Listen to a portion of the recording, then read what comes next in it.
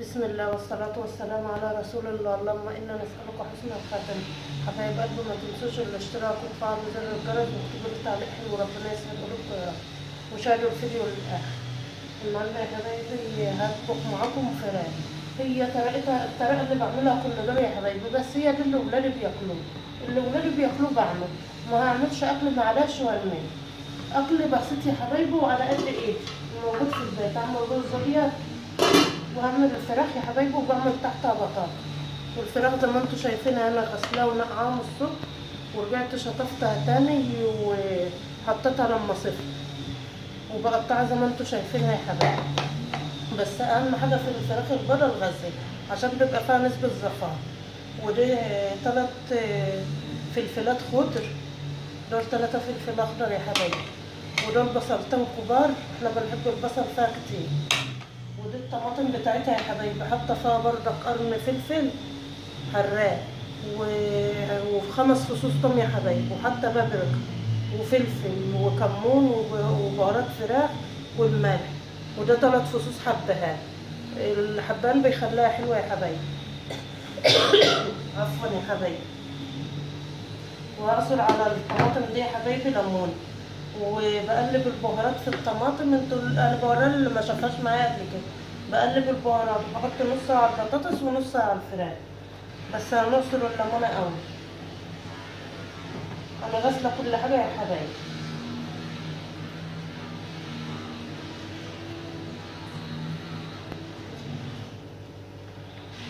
وبحط القشر في البطاطس عادي. معلش الليمونه بس جميل.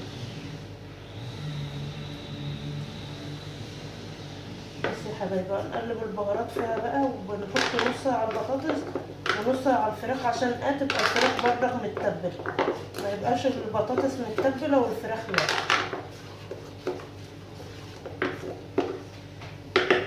نحط بس الاول البصل والفلفل يا حبايبي،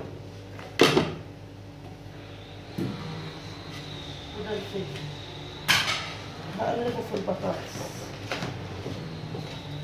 انا بعلم اللي داخلين لسه المطبخ جداد يا حبايبي، انما زي ما قلت لكم كبار على راسي، بتعلم منهم. بس هحط بقى يا حبايبي نص الطماطم، وانا بعمل بايديا لان غسلاها ودمنا نضفتها. هحط بقى نص الطماطم،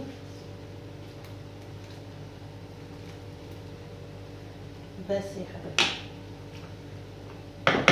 وهنرص الفراخ، ارص الفراخ بقى عليها، واحط بقى الطماطم والفراخ زي ما قلت لكم يا حبايبي. انا غسلاها ونقعاها من الصبح. جايبه الكيلو في الفراخ النهارده يا حبايبي ب70. اوفر من اللحمه. بسأل على اللحمه قال لك ب 320 الكيلو. رحت انا جبت الفرخه دي ب170. فضل ونعمه من ربنا.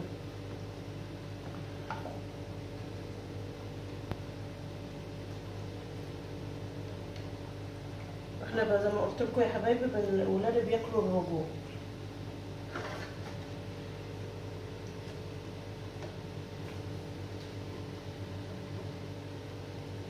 ودي الكبده يا حبايبي والقناص. احط بقى التتبيله عليها بايدي يا حبايبي. انا ايدي زي ما قلت لكم غسلاها ونضيف.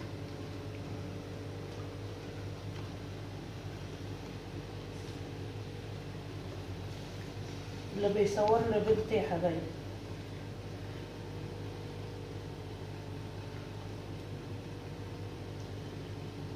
ادعوا لها ربنا ينجحها يا رب. امتحنت بس لسه الشهاده ما بانتش. ربنا ينجحها وينجح اولادكم يا رب.